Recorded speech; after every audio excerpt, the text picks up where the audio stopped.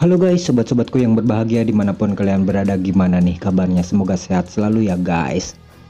Berjumpa lagi bersama kami channel Mondes Movie, channel yang khusus membahas alur film.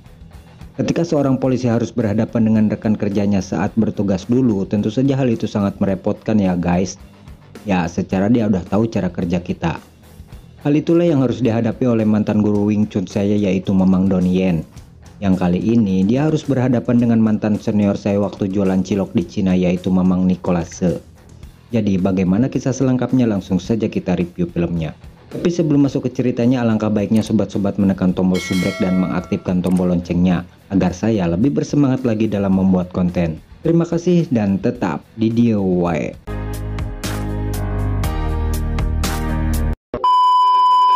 Film diawali dengan adegan seorang pria yang sedang mengendarai mobil. Terlihat dia sangat terburu-buru seperti ingin cepat sampai ke tempat tujuan.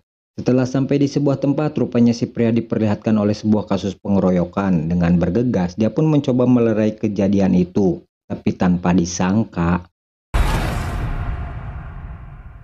ternyata semua itu hanyalah sebuah mimpi dari aktor utama kita yang bernama Cheng Sung Bang, seorang anggota polisi di tempat itu.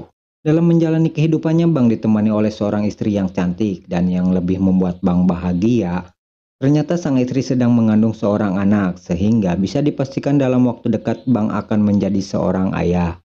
Di dalam kantor polisi, Bang memimpin sebuah briefing tentang rencana mereka yang akan menangkap seorang gembong narkoba yang sudah lama menjadi DPO.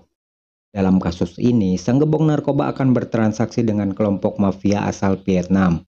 Mereka dituntut untuk bisa membereskan kasus ini dengan sangat baik. Ketika sudah selesai briefing, Bang mendapatkan telepon dari temannya untuk membicarakan kasus ini. Dengan bergegas, dia pun segera pergi untuk menemui temannya. Sesampainya di sebuah tempat, Bang terlihat kecewa dengan apa yang sudah dilakukan oleh temannya. Hal itu dikarenakan dia bukan ingin membahas kasus yang sedang Bang tangani. Akan tetapi, pertemuan tersebut rupanya akan membahas hal lain. Entah pembahasan macam apa yang akan mereka bicarakan, yang jelas terlihat Bang sangat tidak suka dengan semua itu.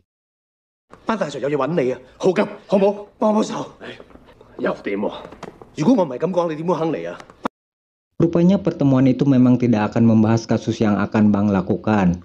Akan tetapi mereka meminta kasus yang sudah masuk ke divisi Bang agar dilimpahkan ke divisi lain. Kasus itu sendiri adalah kasus seorang anak pengusaha yang dengan sadar telah melakukan pemukulan kepada seorang anggota polisi. Si ayah tersangka yang merupakan seorang pengusaha sukses meminta kepada atasan Bang agar kasus ini tidak perlu diperpanjang dan bisa diselesaikan secara kekeluargaan. Dengan mudahnya atasan Bang yang merupakan teman baik ayah tersangka menyetujui saran yang telah dikemukakan. Namun begitu, Bang yang seorang polisi berdedikasi tinggi menolak semua saran dari atasannya dan akan tetap melanjutkan kasus ini secara hukum yang berlaku. Lebok sih ya. Setelah itu Bang memutuskan untuk pergi dari tempat itu dengan membayar teh yang sudah dia minum. Namun sebelum dia pergi, Bang mendapatkan sebuah peringatan dari atasannya.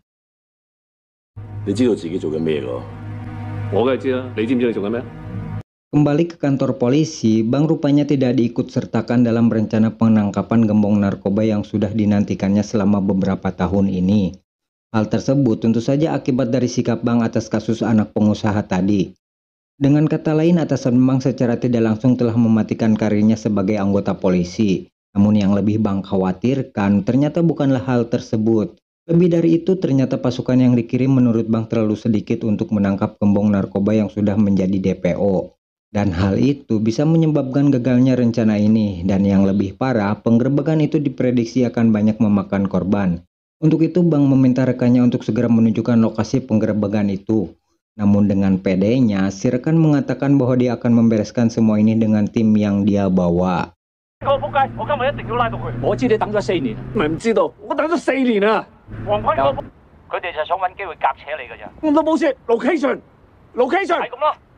Singkat cerita, di sebuah tempat terlihat para polisi sudah bersiap dengan aksi yang akan mereka lakukan.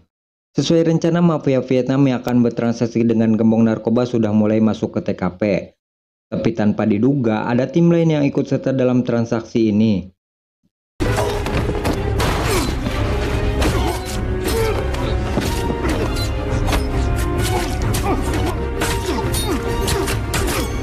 Dengan cepat mereka segera melumpuhkan mafia Vietnam yang akan bertransaksi.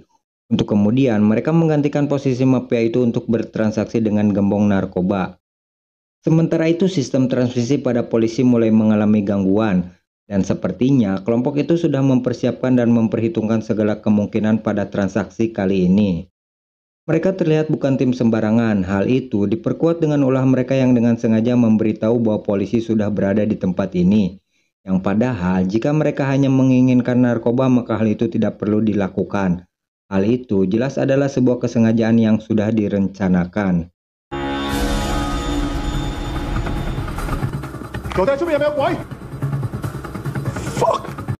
Tentu saja hal itu menimbulkan keributan di antara mereka. Dan lagi-lagi kita akan dibuat penasaran tentang kelompok itu yang secara jumlah mereka jelas kalah segala-galanya. Akan tetapi mereka bisa dengan mudah meratakan bos narkoba dan anak buahnya hanya dalam hitungan waktu beberapa detik saja.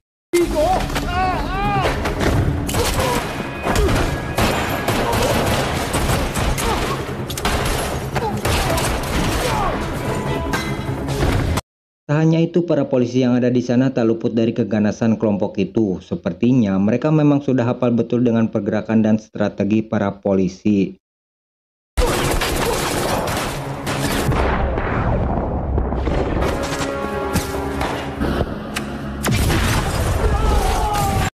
Hingga pada akhirnya pihak polisi hanya menyisakan komandan pasukan saja. Yang jelas, sesakti-saktinya apapun komandan itu pasti tidak akan menang jika harus melawan peluru. Yang lebih mengejutkan kita semua, ternyata komandan pasukan itu sepertinya mengenal baik pemimpin tim tersebut.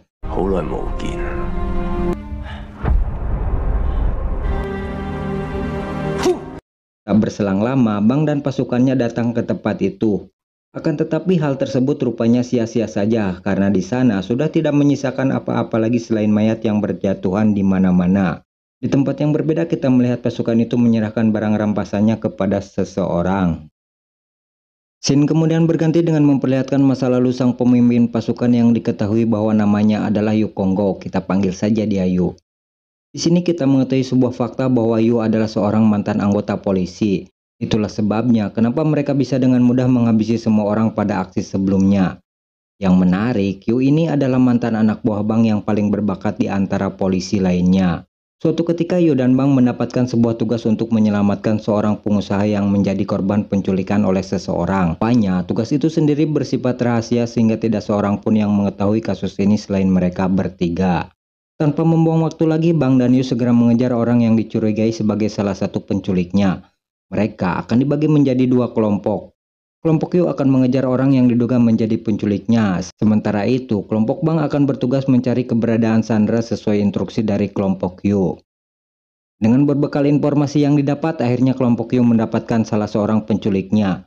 Akan tetapi sang penculik tidak mau kooperatif dan lebih memilih untuk bungkam. Di saat yang bersamaan, sang atasan menelepon Yu agar segera menuntaskan kasus ini dan menemukan korbannya.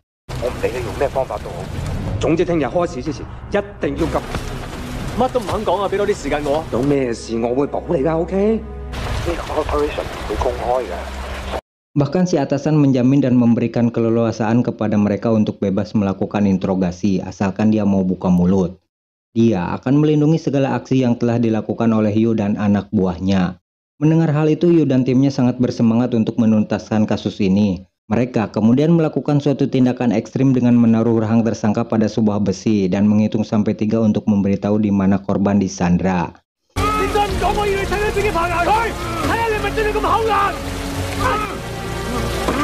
Pada akhirnya tersangka mau buka mulut dan memberitahu di mana korbannya. Dengan bergegas, Yu segera menelepon tim Bang untuk membebaskan sandranya. Entah apa yang terjadi setelah itu, yang jelas si korban memberikan perlawanan hingga akhirnya Yu dengan penuh emosi memukul kepala orang tersebut. Kembali ke masa sekarang, polisi mulai merespon kejadian itu dengan merazia sebuah diskotik yang diduga menjadi sarang narkoba. Hal itu tentu saja dilakukan untuk mengumpulkan informasi. Hingga pada akhirnya Bang mendapatkan narkoba yang sama dengan jenis yang ada di TKP pembantaian itu. Kemudian dia menginterogasi salah seorang pengedar di tempat tersebut. Dari interogasi itu sendiri didapat sebuah nama. Dengan cepat Bang segera mengumpulkan timnya untuk memulai proses penyelidikan. Namun yang jadi masalah, Bang sama sekali tidak mendapatkan surat perintah dari atasannya. Mereka seolah-olah tidak mau jika kasus ini harus diurus Bang. Kali ini Bang merasa benar-benar sudah dipojokkan oleh atasannya. Di sisi lain, tim Yu mulai menyadari sesuatu dan sepertinya akan membuat sebuah rencana. Tak punya pilihan lain, akhirnya Bang mendatangi markas buruannya dengan hanya seorang diri. Kemudian dia membawa orang yang diduga terlibat dalam kasus pembantaian itu.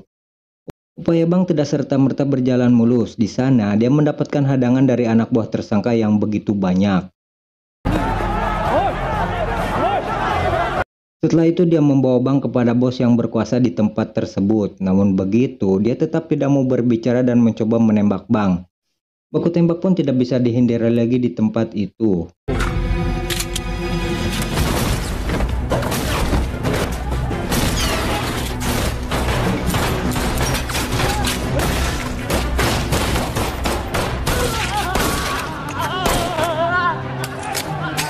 Melihat komandannya bekerja seorang diri, anak buah Bang akhirnya datang dan mengamankan tempat tersebut.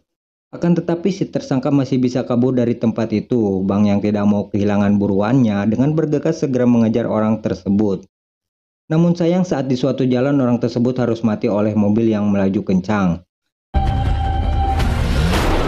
Yang lebih membagongkan dari semua itu, ternyata atasan Bang mengklaim mereka telah menangkap pengedar narkoba yang telah meresahkan masyarakat. Yang padahal mereka sama sekali tidak mengeluarkan surat perintah, bahkan tidak bertindak sedikit pun untuk kasus ini. Tapi mereka, ya sudahlah. 經過驗證，證實係同上星期嘅一單大，今次我哋警方係成功破案。咁係啦，唔係啲仆街喺度認屎認屁。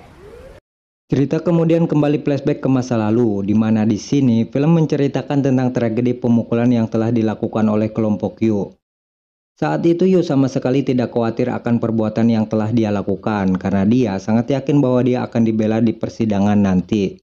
Akan tetapi semua yang diharapkan Yu tidak sesuai dengan kenyataan. Karena tanpa diduga, orang yang memberi perintah kepada Yu justru lepas tangan atas semua tindakan yang telah mereka lakukan. Bahkan korban yang telah mereka selamatkan justru berbalik menuduh mereka. Hingga pada akhirnya pengadilan itu mengadilkan Bang sebagai saksi terakhirnya. Jelas perasaan Bang saat itu bercampur aduk antara menyelamatkan anak buahnya atau mengungkap fakta yang sebenarnya. Terlebih, pada saat itu pengacara korban bertanya kepada Bang apakah ada pemukulan saat malam itu. Bang yang terlihat bingung mencoba menerangkan kronologi awal kejadian. Akan tetapi, sang pengacara terus mendesak Bang untuk menjawab pertanyaannya. Hingga pada akhirnya Bang tidak bisa berbohong dan mengatakan kejadian yang sebenarnya. Bahwa memang di tempat itu telah terjadi kasus pemukulan hingga membuat korbannya tewas. 見到6名被告親手毆打死者，極度危險嘅要犯，相信我哋警方必須要用相當程。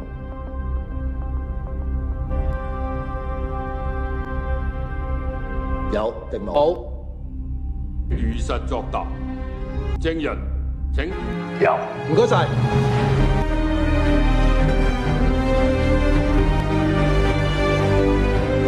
Dengan berakhirnya kesaksian Bang, maka pengadilan pun memutuskan mereka bersalah. Dan itulah yang menjadi dasar dan motivasi Yu melakukan aksi pembantaian tersebut.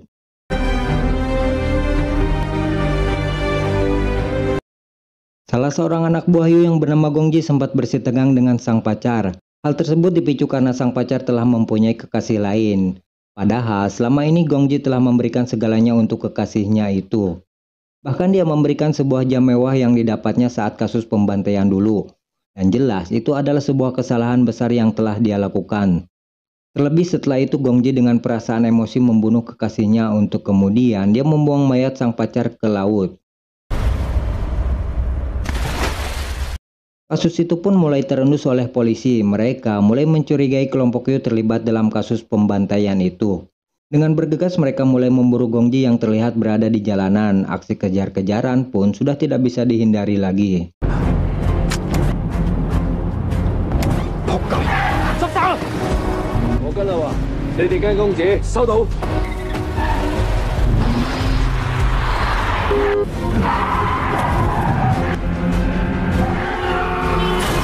Di tempat yang sama Bang mulai mengejar Yu yang sudah dicurigai. Akan tetapi Yu yang merupakan seorang mantan polisi bisa dengan mudah meloloskan diri dari kejaran mantan atasannya. Bank yang tidak mau menyerah begitu saja kembali mengejar Wu yang ada di jalanan. Sementara itu baku tembak sempat terjadi di tempat itu.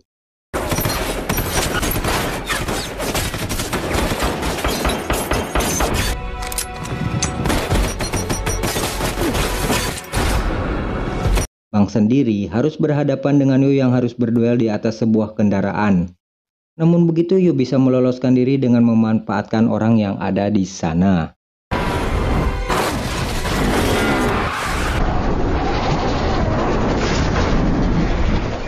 Ketika sudah lolos dari kejaran polisi, Yu dengan penuh amarah mengeksekusi Gong Ji yang sudah bertindak sembrono. Lebih dari itu, ternyata pembunuhan itu sendiri merupakan sebuah rencana yang sudah dipikirkan oleh Yu.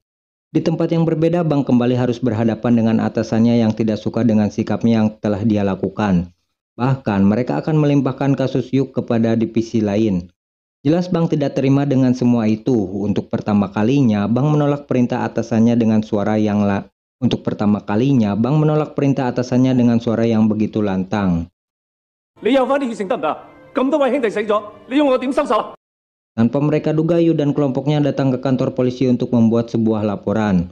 Entah apalagi rencananya kali ini, yang jelas polisi tidak membuang waktu dan segera menginterogasi Yu.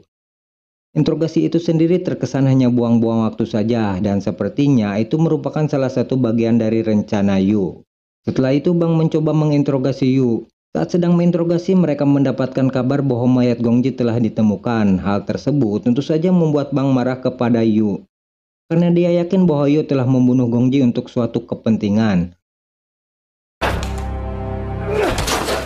Ketika emosinya sedang memuncak, Bang kembali mendapat laporan bahwa istrinya sedang disandra oleh seseorang. Tanpa basa-basi, Bang melayangkan pukulan ke arah Yu. Akan tetapi, Yu tidak membalas dan langsung berpamitan dari tempat itu karena tidak ditemukannya bukti yang memberatkan untuk mereka.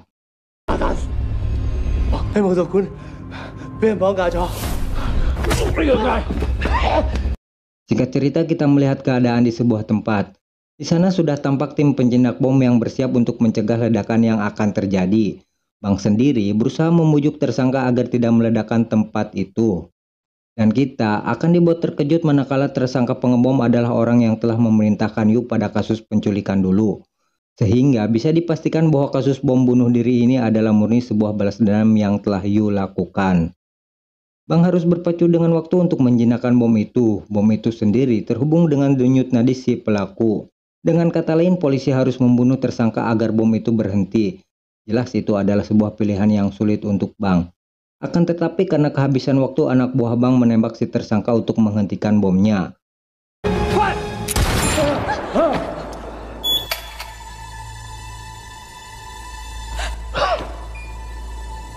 Kengerian itu sendiri rupanya belum berhenti sampai di situ. Secara tidak disangka, Yu mengaktifkan mode jarak jauh dari bom. Dengan begitu, bom masih tetap bisa aktif walaupun pelakunya sudah mati. Namun bukan aktor utama jika Bang harus mati pada scene ini. Dengan mudah, Bang bisa menembak borgol hingga membuat dia dan istrinya bisa selamat dari tempat tersebut.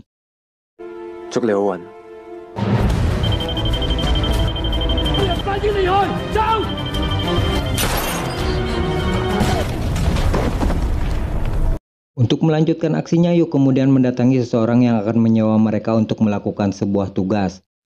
Namun setelah sesampainya di sana, orang itu membatalkan perjanjian yang telah mereka sepakati. Karena mereka tidak mau ambil risiko dengan menyewa kelompok yang telah membunuh banyak polisi. Hal tersebut jelas membuat Yu dan kelompoknya meradang. Hingga tanpa ampun mereka membantai semua orang yang ada di sana tanpa sisa sedikit pun.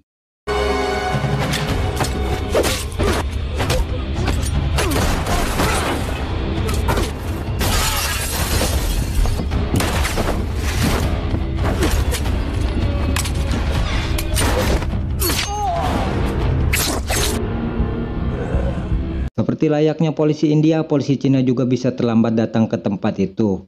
Namun begitu mereka mendapatkan sebuah petunjuk tentang aksi yang akan dilakukan oleh kelompok Yu selanjutnya.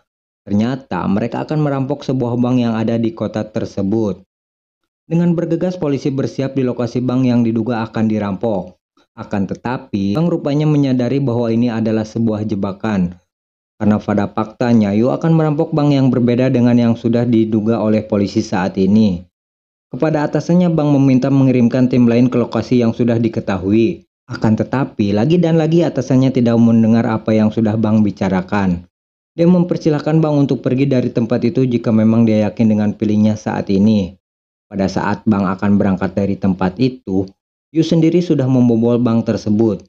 Beruntung bagi Bang, mereka berpapasan di jalan hingga pada akhirnya adegan kejar-kejaran pun kembali terjadi di tempat itu.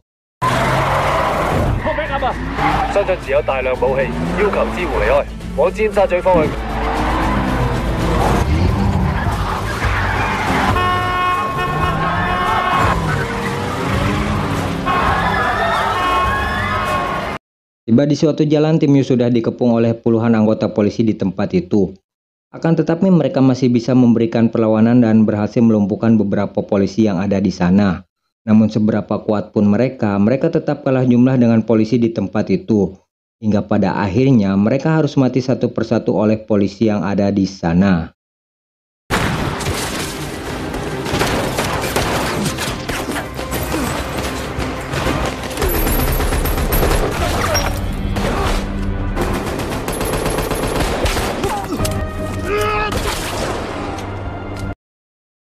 Sementara itu kita melihat Bang yang sedang mengejar Yu. Tiba di suatu tempat, mereka terlibat duel 1 lawan 1. Pertarungan itu sendiri bisa dimenangkan oleh Bang. Dengan matinya Yu di tempat itu, maka film pun berakhir sampai di sini.